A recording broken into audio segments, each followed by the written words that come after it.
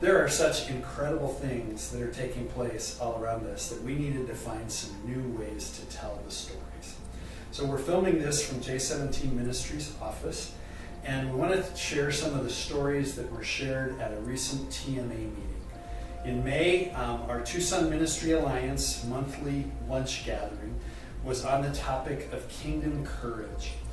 Courage is not the absence of fear, it's the ways that we respond in the presence of fear. And you may have noticed that courage has a tendency to grow when we're together, and fear has a tendency to grow when we're alone. So at that meeting, I had the privilege of being able to share several stories that just in the process of traveling around town and getting to meet some of the heroes and heroines in our city, these are just such great stories of kingdom courage. And that meeting ended with me just rattling off a bunch of them, and so that's what I want to share with you here today. Journey Church is one of our churches in town that God led them down a path that takes tremendous courage. They have a specialized ministry now in that church. Much of their church even centers around this specialized ministry to special needs children and their families.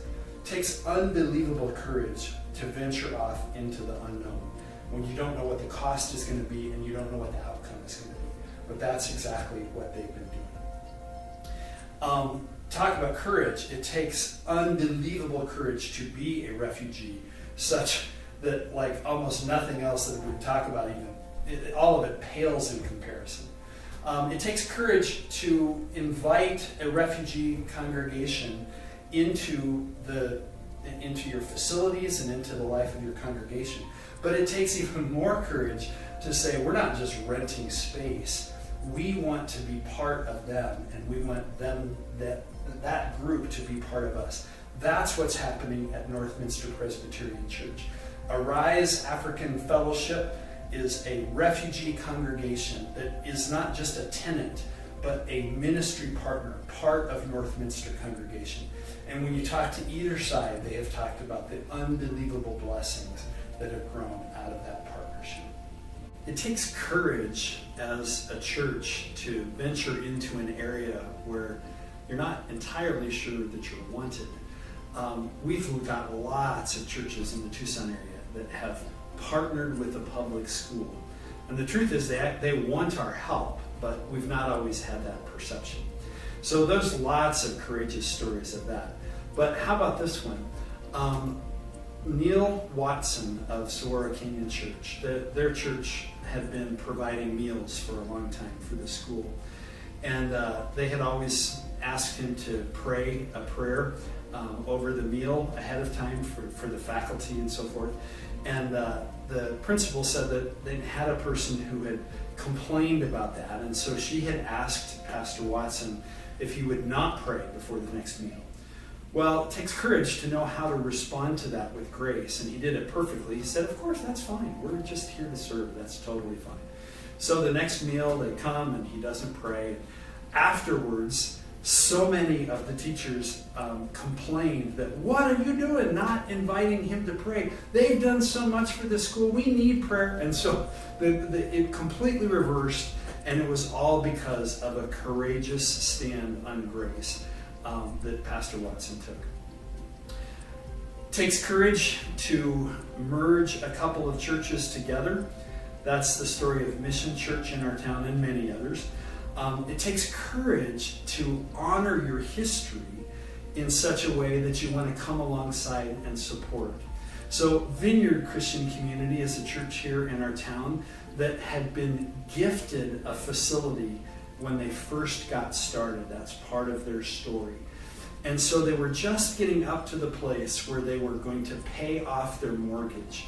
And so they knew about this new Mission Church partnership, and they said, how about if we take our next mortgage payment and just go ahead and give that to Mission Church since we won't have one anymore. But then they said, well, we can do more than that.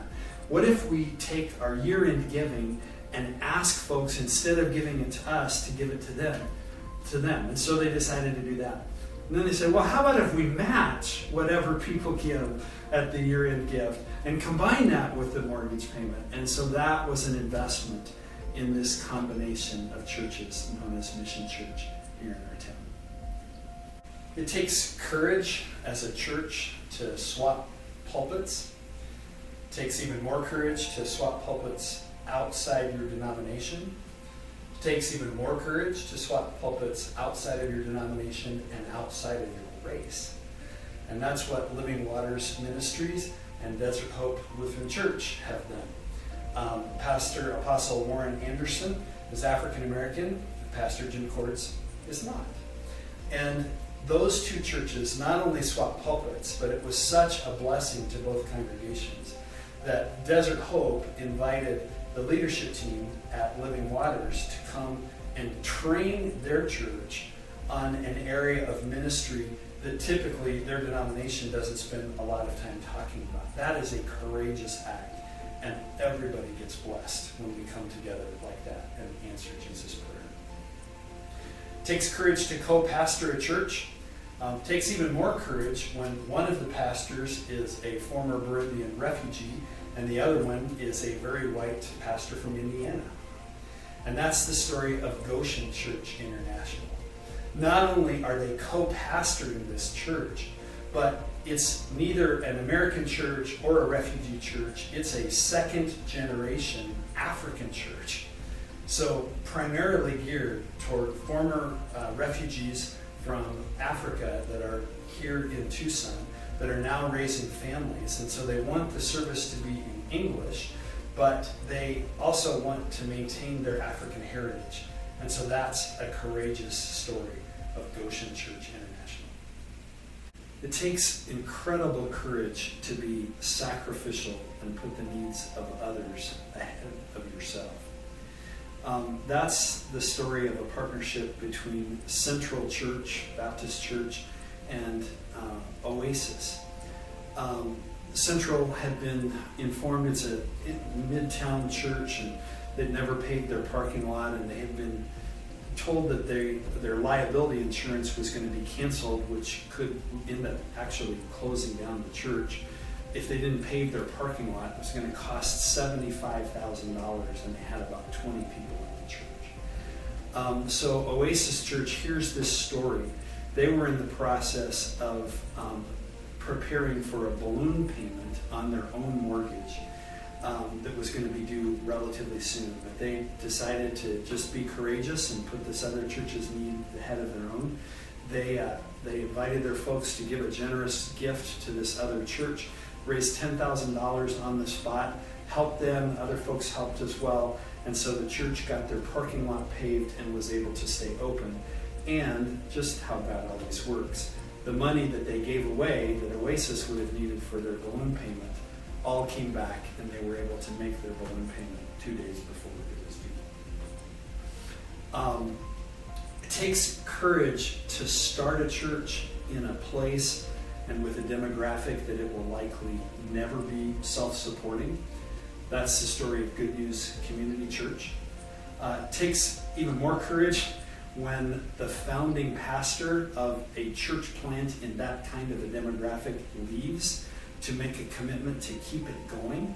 And so that's what happened. And the way that it happened is that you got 3 different churches, and I mean 3 very different churches, that all agreed to partner together from total different corners of the city to be able to keep that church funded and keep it going. So St. Andrew's Presbyterian, Catalina Foothills, and Pantano Christian, all 3 together, combined resources to be able to keep Good News Community Church doing such great ministry in such a tremendous area. The last story that I ended with that day at TMA is a story of a church that has, on one Sunday a year now for the last couple of years, has defined success by how many people leave. They invite other churches that they don't have any denominational or organic ties to, it's just relational ties. They invite other churches to come, share their story, and then they encourage people from Pantano to listen to God's call, and maybe God's calling them to leave Pantano and provide something that other church needs just by being present.